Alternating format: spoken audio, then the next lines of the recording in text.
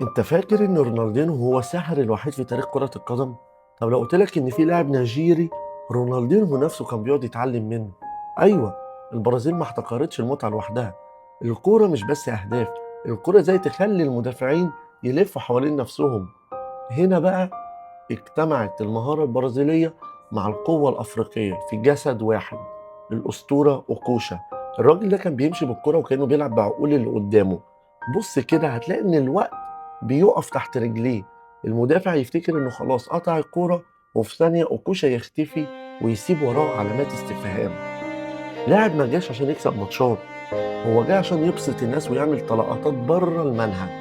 لما لعب لباريس رونالدينو كان لسه بيبدأ، والكل عارف ان الساحر البرازيلي لقط كام حتة كده من الساحر النيجيري اوكوشا. متعة مش هتتكرر تاني في الملاعب. قول لي بقى في التعليقات، تفتكر ان اوكوشا اتظلم اعلاميا عشان ما لعبش في ريال مدريد او برشلونة، ولا خد حقه؟